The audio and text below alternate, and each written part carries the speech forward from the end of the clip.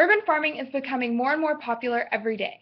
Many people are loving the idea of being able to grow and produce their own food, even if they don't have large amounts of land.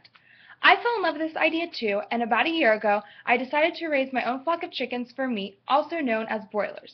After raising several flocks, really researching the subject, I've kind of put together a how-to for first-time poultry owners that are interested in raising their own market broilers.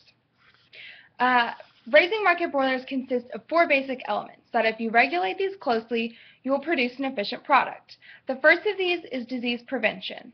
The second, the space allotted per bird, temperature and housing, and lastly, the feed and water intake. I will go into further explanation about how each of these factors of production, and it'll help make a clear understanding of why they're so vital in producing such an efficient product. I'll then relate these guidelines to my poultry project to give you more of like a real-world application. The most important element when dealing with any livestock is disease prevention. We want to make sure that the health and safety of not only the animal but the public is our #1 priority.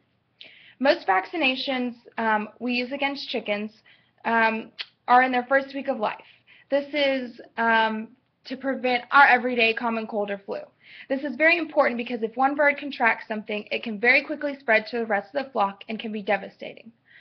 This is also a great step in disease prevention because if we do not do this and they do contract some sort of illness, it is very, very expensive to treat every bird with antibiotics. The next element that is key to producing big birds is the amount of space allotted per bird. The general rule of thumb for producing market broilers is to allow them 2 square feet per bird. Research has found that these birds will grow to their maximum growth potential the bigger the space they have, to a certain extent.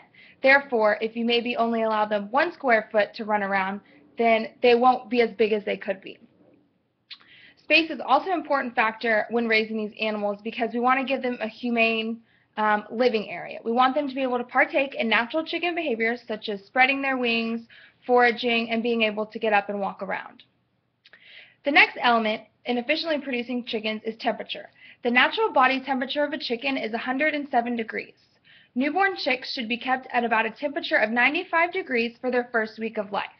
Each week thereafter, you should decrease the temperature by 5 degrees until they are about 30 days old when the temperature should stay at 75. We do this by hanging heat lamps from the ceiling, so when you're cooling it down each week, you're just raising the heat lamps higher.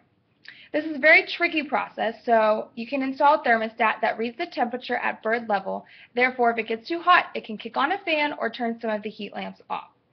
This is a very difficult element to control when raising poultry, but it is vital in order to also produce maximum growth potential. The last important key factor in poultry production is the feed and water intake of birds. They should have access to food and water 24/7, as the more they eat, the bigger they'll grow. Chicks should be fed a total mixed ration high in protein. This means that their feed is already balanced with the proper ratios of all the nutrients they need, and it is super high in packed in protein. As the birds get older, their protein needs will decrease, and you should increase their food in carbohydrates to give them more energy. It is important that feeders and waters are placed all throughout the pens. We don't want the birds having to expend energy to walk to those feeders and waters. It is also essential that they are kept free of feces. A real-life example of these factors can easily be seen in the photo I took of my poultry project. As you can see, the birds aren't too crowded. They all have about 2 square feet per bird. You can see I spaced waters throughout. They don't have to walk too far to get to them. You can also see the heat lamps here. They're not too low to the ground, so it's probably about 80 degrees in the coop right now. They're probably about 5 weeks old. You can also see the thermostats I installed, and those do kick off the heat lamps when it gets too hot. Raising market broilers, whether on a large scale commercially or in one's own backyard like I did, can successfully be done when you closely regulate those 4 aspects: vaccinations, temperature, space, and food and water. These are all key to raising healthy and efficient poultry.